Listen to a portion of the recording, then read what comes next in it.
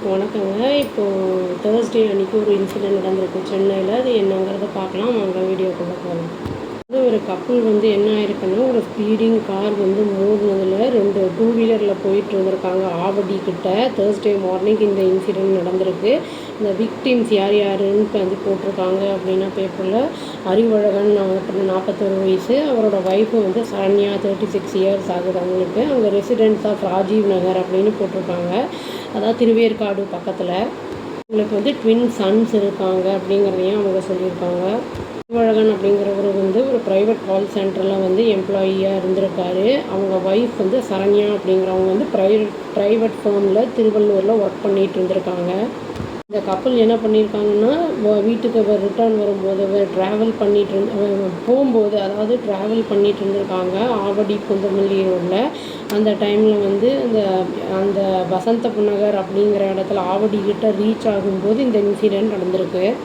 Car என்ன இருக்குன்னா, பயங்கர ஹை ஸ்பீடில் அவங்க பைக்கில் இடிச்சிருக்கு பின்னாடியிலேருந்து.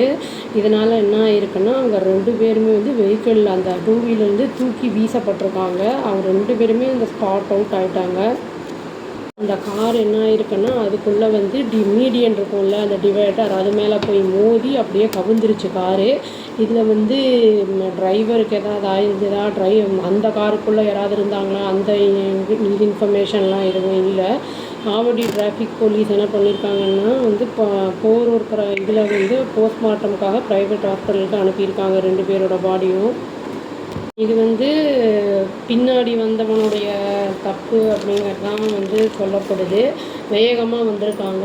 இந்த கொஞ்சம் நம்ம இதெல்லாம் இண்டிவிஜுவலாக அவங்களே ப்ராப்பராக போகணும். இது லைசன்ஸ் வாங்கும்போது நம்ம ஓட்டுறதை மட்டும்தான் பார்ப்பாங்க. அந்த சிக்னல்லாம் தெரியுதா, அவங்க சொல்கிறதெல்லாம் கரெக்டாக நம்ம பண்ணுறோமா அப்படிங்கிறதான் பார்ப்பாங்க. இந்த ஸ்பீடிங், அந்த ஆக்சிலேட்டர் ரைஸ் பண்ணுறதெல்லாம் நம்ம பார்த்து போகணும். அவர் ஃபோக்கஸ் இல்லாமல் இருந்ததா, இல்லாட்டி லிக்கர் ஏதாவது முந்தின நாள் ஏதாவது கன்சியூம் பண்ணியிருந்தாரா, அதெல்லாம் எந்த இன்ஃபர்மேஷனுமே இல்லை. அவர் இருக்காரா இல்லையானாலுமே அந்த இன்ஃபர்மேஷனுமே இல்லை. இந்த மாதிரி இருக்கிறதுனால மற்றவங்களும் பாதிக்கப்படுறாங்க. இப்போ அந்த குழந்தைங்க 2 பசங்க இருக்காங்க அப்படின்னு போட்டிருக்காங்க. அவங்க சின்ன குழந்தைங்களா இல்லாட்டி பெரியவங்களா எதுவுமே அந்த இன்ஃபர்மேஷன்லாம் எதுவுமே இல்லை. நம்ம ஓட்டும்போது ஜாக்கிரதையாக ஓட்டணும். நம்மளுடைய சேஃப்டியும் பார்த்துக்கணும். மற்றவங்களுடைய அந்த இதையும் பாதிப்பு இல்லாத அளவுக்கு வண்டியை ஓட்டணும். வண்டியை நல்ல கண்டிஷனில் வச்சுருக்கணும். ஏன்னா சம்டைம்ஸ் நம்மளுக்கு வண்டி சரியாக இல்லைன்னா கூட பிரேக்கு சடனாக பிடிக்காமல் போயிடுச்சு, அந்த மாதிரி இருந்தாலும் கூட இது மாதிரி இன்சிடென்ட்ஸ் எல்லாம் நடக்கும்.